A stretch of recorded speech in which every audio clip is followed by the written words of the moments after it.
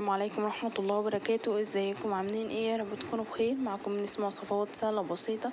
هنعمل بقى النهاردة كفتة فراخ، بس مش كفتة فراخ عادية، كفتة فراخ بالخضار بطريقة جميلة جدا صحية جدا، فيها كل الخضار اللي انت ممكن تتخيليه، وبكل الكمية اللي انت شايفاها دي. هنعملها بربع كيلو بس من البانيه، يعني موفرة جدا. لو عندك كمية صغيرة جدا من البانيه مش عارفة تعملي بيها ايه، هتقدري تعمليها بقى الوصفة الحلوة دي. تكفي من 7 ل 8 افراد، وطعمها حلو قوي قوي. يلا بقى اعملي لايك ومتابعة القناة وفعلوا الجرس عشان يوصلك كل جديد، ولو عجبك الفيديو شاركيه مع اي حد من حياتك عشان الكل يستفيد.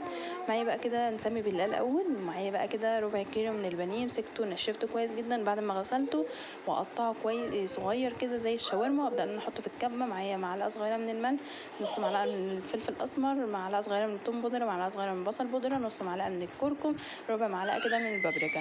هنطحنها كويس جدا في الكبه. لو مش عندي كبه ابدا ان اعملها كده بالسكينه، افرمها بالسكينه كويس جدا، واحط بردك معاها نفس التوابل زي ما انتم شايفين كده، متماسكه مش طريه خالص. ومعايا بقى كده طبق احط فيه نص كوبايه من الدقيق، احط فيه معلقتين كبار من النشا، احط فيه معلقه صغيره من الملح، نص معلقه من الفلفل الاسمر، معلقه صغيره من الثوم بودره، معلقه صغيره من البصل بودره، نص معلقه من الكركم، ربع معلقه من من البابريكا. نفس المكونات اللي حطيناها في نفس التوابل اللي حطيناها يعني مع الفراخ، حطيناها بردك في الخليط الدقيق زي ما انتم شايفين كده. هنبدا ننزل بقى كمان بكوبايه كده من الميه، واحده واحده. انا كنت ممكن انزل بالكوبايه مره واحده، لا بس انا حبيت اقول لك ان كل نوع دي غير التاني، وباكد كل مره على المعلومه دي. فنبدا ننزلي بواحده واحده. الخليط زي اخف من الخليط كده دي كيك شويه. وبعد كده ننزل بقى بالبضايه، وبعد كده ننزل كمان بمعلقتين كبار كده من الخل. الاول نقلب البيضه دي كويس جدا مع الخليط تدوب خالص، وبعد كده ننزل بالخل زي ما انت شفتي كده، نقلبهم برده كويس جدا مع بعض.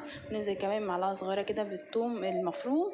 لو مش عندي ثوم مفروم هحط فصين كده من الثوم، امسكهم اقطعهم صغير جدا، وابدا ان انا برضك اقلبهم معاه. وحطيت كمان كيس من البيكنج باودر او معلقه كبيره من البيكنج باودر، واقلبها كويس جدا مع بعض. ما حطيتهاش في الاول عشان ما تتفاعلش الاول مع الدقيق، لا انا عايزاها في الاخر خالص عشان نبدا انها تتفاعل بقى في المرحله دي.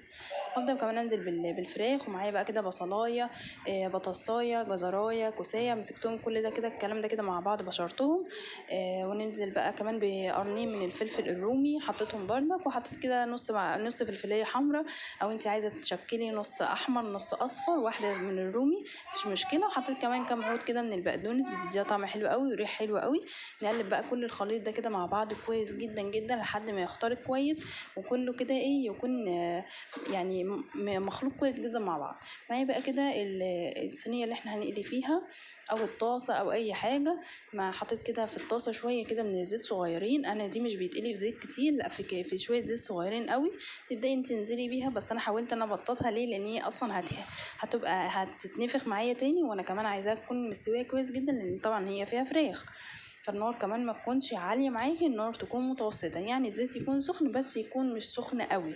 نبدا بقى نحمرها زي ما انت شايفاه كده، وما شاء الله عملت كميه حلوه. عايزه اقول لك ان هي مش هي دي الكميه بس، كان في كمان كذا واحده كمان بره على جنب، بس ما شاء الله بالف هنا، يعني كان لهم الاطفال. فبجد تحفه قوي، موفره جدا زي ما قلت لك، يعني بربع كيلو بانيه هنعمل كل الكميه انت الحلوه دي. يلا بقى اعملي اللايك وسيبوا لي تعليق حلو زيكم. تحفه يا جماعه، لازم تجربيها بجد، تحفه وهشه وجميله جدا. يلا والسلام عليكم ورحمه الله وبركاته.